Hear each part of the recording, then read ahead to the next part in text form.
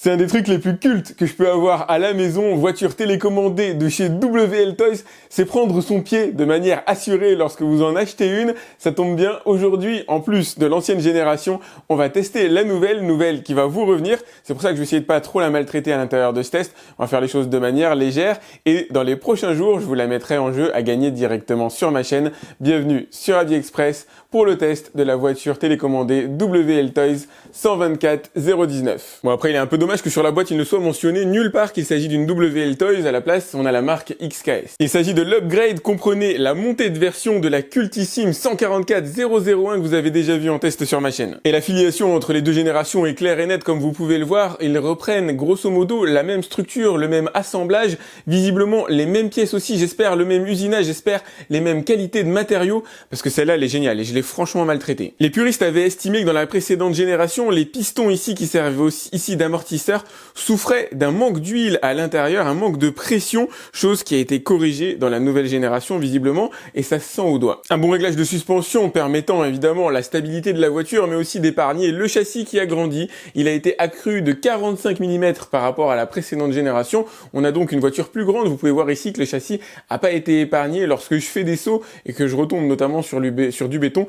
il souffre pas mal et pourtant ça tient bon. Et ça c'est un gros signe de qualité parce que franchement la voiture je la maltraite et celle-là est toute neuve. Je vais essayer de vous la garder en état pour le moment où je vous l'offrirai. Et j'avoue que je me demande ce que ce châssis plus long sur la nouvelle génération va pouvoir apporter par rapport à la précédente qui était déjà extrêmement stable sur ses appuis. Pas d'évolution notable sur la partie arrière, par contre il est clairement temps que je change l'huile à l'intérieur des suspensions de ma 144 001. Regardez, quand je fais sur la nouvelle, hop, ce mouvement là, on sent qu'elle remonte, on sent que c'est tonique, alors que si je m'amuse à faire ça sur mon ancienne, elle va rester en bas. On retrouve toujours à l'intérieur a priori le même moteur brushed 550, mais dont la dissipation thermique a été améliorée sur la nouvelle génération. Ne vous créez pas de faux problèmes entre les moteurs brushed et les moteurs brushless. Le brushless effectivement a une certaine réputation d'explosivité. Croyez-moi, cette voiture c'est une balle absolue. Elle monte entre 55 et 60 km/h à une vitesse de fou, mais tout en restant contrôlable. Et c'est bien là l'objectif de ce test, c'est là l'objectif de cette vidéo. Si vous êtes comme moi un amateur et pas un professionnel de ce genre de véhicule, vous allez prendre votre pied immédiatement avec une bagnole que vous n'allez pas encastrer dans un mur à la première occasion. En tout cas pas si vous faites pas n'importe quoi. Et explosive, croyez-moi, elle l'est. Après niveau hardware, a priori, il n'y a rien qu'à changer. Cerveau, différentiel, tout ça, c'est exactement la même chose que sur la précédente génération. Quoi qu'il y a débat sur la partie différentielle, mais c'est pas l'objet de la vidéo. Par contre, il y a quelque chose qui a changé objectivement, c'est la batterie, la taille de la batterie. On est passé de 1500 mAh ici sur l'ancienne génération à 2600 sur la nouvelle. Une sacrée augmentation de taille qui devrait porter le temps de jeu à environ 15 minutes et justifie de l'accroissement du prix et de l'augmentation de la taille du châssis finalement. Et au-delà d'une histoire de taille, parce qu'effectivement la nouvelle batterie ne rentre pas dans la précédente génération ou au forceps, c'est surtout une histoire d'équilibre. La mettre à l'intérieur de la version 144 001, même si c'était jouable, ça déséquilibrerait la voiture, notamment si vous aimez comme moi faire des sauts. Je fais toujours à l'aide du petit bouton qui se trouve juste ici. Voilà la commande, 2,4 GHz d'une portée de 100 mètres alimentée par 4 piles, hop, AA. La voilà prête à aller faire un petit run en extérieur, je vais pas trop la maltraiter, mais je vais aller m'amuser. Allez, premier démarrage, je vais trimer un peu tout ça. Alors il y a des feuilles aujourd'hui, donc du coup c'est pas forcément simple de la conduire dans ce genre de configuration. Elle dérape bien, ça c'est clair. Et ceux qui pensent encore que le brushless n'a pas d'explosivité devraient tester ce genre de voiture, le brush pardon. Franchement c'est génial. Hop. Alors est-ce qu'elle a la même explosivité que l'ancienne génération? C'est encore difficile à dire tout simplement. Parce que là avec les feuilles, je peux pas la faire carburer non plus trop. Hop, elle est allée dans l'herbe. Je vais essayer de pas vous l'abîmer puisque normalement elle est censée vous revenir. Moi elle dérape bien déjà, c'est déjà pas mal. Allez. Ah c'est génial comme truc. La molette de trim est extrêmement sensible, mais ça y est, j'y suis parvenu. Normalement j'ai obtenu un réglage à peu près correct.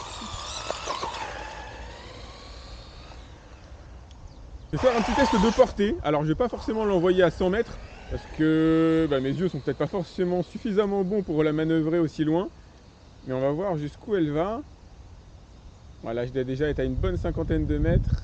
Et ça va, je suis tranquille. Hop, je vais essayer de la faire revenir, je la vois d'ores et déjà plus, alors ça va être compliqué de la faire revenir. Alors est-elle aussi explosive que l'ancienne génération? Ça va pas forcément être simple, parce que je suis tout seul à les contrôler, je peux uniquement utiliser la gâchette d'accélération.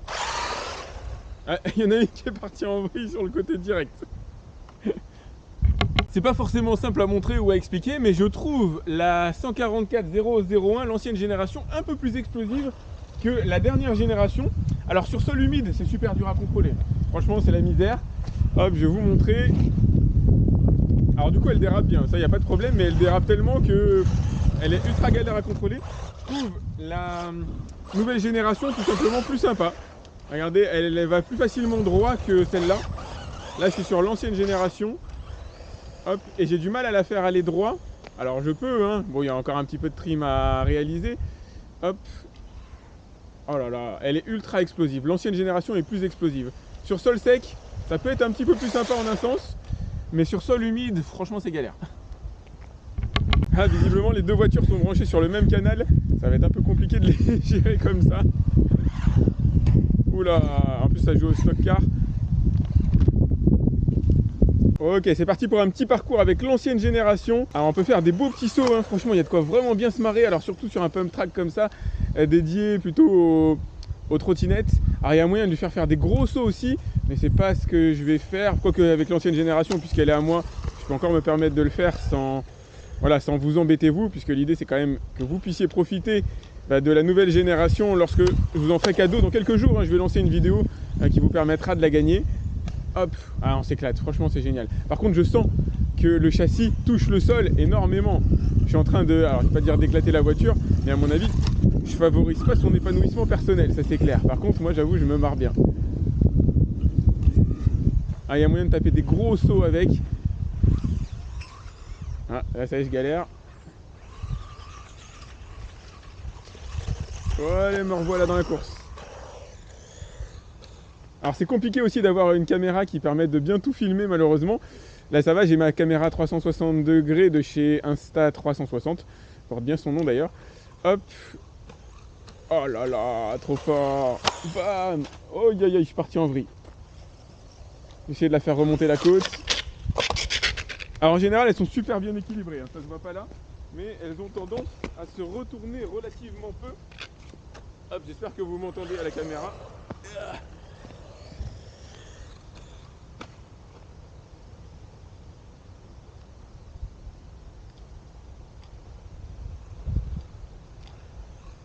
Boum, boum. Ouais, sur ma génération, il faut vraiment que je change, que j'améliore les suspensions, parce que sinon c'est galère. À la longue, je risque d'éclater le châssis, ça c'est certain. Mais c'est incroyable, l'équilibrage du truc, cette voiture elle est absolument géniale, à ceci près qu'elle est plus difficile je trouve à piloter que l'autre.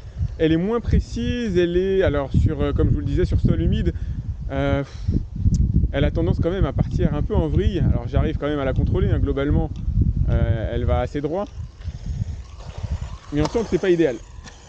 Oh là là, super. Ah, j'adore quand je fais un petit combo comme ça de virage. Oh, génial. Ah, j'ai assuré. Ouais, je me mets des petites tartines là comme ça. Allez, c'est parti, même combat, mais avec la nouvelle génération. Ah, elle fait des sauts. Oh là là. Ah, j'espère que vous avez ce genre d'environnement près de chez vous. Alors ouais, j'ai vraiment peur de l'éclater. Le bas de caisse, enfin le châssis, touche clairement à chaque fois que je fais un saut. Les suspensions ne sont pas suffisantes pour absorber ce genre, on va dire, de dénivellation.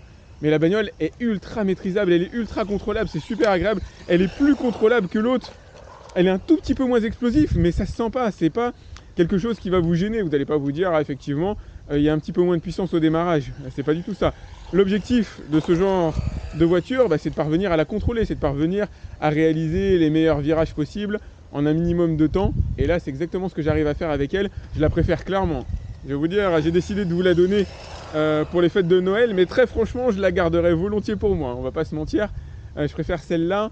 Alors sur environnement humide, après sur environnement sec, je pense que ça mériterait d'être testé et comparé de manière un petit peu plus délicate. Mais waouh, franchement, c'est génial. Elle absorbe bien, elle absorbe mieux les chocs, je trouve. Elle absorbe mieux les, hop, les rebonds, les sauts que la précédente génération. Mais c'est pas suffisant pour éviter que le bas de caisse ne vienne toucher à un moment donné le béton. Donc c'est pour ça que j'y vais cool, j'y vais soft, pour éviter de vous l'abîmer. Ah, j'ai qu'une envie en fait, c'est de lui faire des sauts. Faut que je vous retrouve. Ah oui, c'est la A979 que j'avais testé, un 4x4, absolument génial, parce que vous pouvez lui faire des sauts avec un équilibrage de dingue. La bagnole, enfin c'est un 4x4 plutôt, retombe quasiment systématiquement sur ses roues, même si vous la maltraitez, même si elle fait des tonneaux, elle revient quasiment systématiquement sur ses roues. c'est extrêmement agréable à conduire, à piloter. Je me suis bien marré avec elle. J'ai quand même fini par l'éclater au bout d'un moment. Je ne me souviens plus exactement de quelle manière. Mais avant ça, oh là là, je l'en ai fait voir de toutes les couleurs. Je vous mets des extraits, je vous mets des passages à l'intérieur de la vidéo pour que vous puissiez voir ce que ça donne. J'adore. En tout cas, la nouvelle génération, franchement génial. Vous allez kiffer. Celui ou celle qui va la remporter va kiffer. À ceci près que vous ne pourrez pas l'offrir en cadeau vous-même. En tout cas, ça va être compliqué. Puisque comme je l'ai déjà utilisé, forcément, il y aura un peu des traces d'usure. Ça fait pas génial comme cadeau de Noël que d'offrir un truc qui a déjà été utilisé. Et je m'en excuse. Mais bon, il fallait quand même que je vois ce que ça donne. Il fallait déjà que je vérifie si elle fonctionne. Bon, là, je vous rassure, elle fonctionne bien. Mais il fallait quand même que voilà, je la teste un petit peu pour me faire un avis. Allez, j'adore, j'adore. Franchement, c'est génial. Elle est vraiment cultissime. Allez, j'y vais un petit peu en off-road. Et je m'arrête là. On peut même plus appeler ça un test parce que la vidéo consiste finalement à jouer avec une voiture télécommandée et c'est cool. À chaque fois, c'est cool. C'est encore plus cool quand il est possible de faire voilà, des sauts, des figures. Moi, c'est là que je m'éclate le plus avec ce genre de voiture. Je vous mets mes recommandations directement dans la description. Celle-là est plus manœuvrable, clairement la nouvelle génération, un tout petit peu moins explosive, mais ça ne gâche absolument rien. L'ancienne génération se trouve à 30-40 € de moins. Donc pour le coup, il y a matière, je pense, à réfléchir aussi.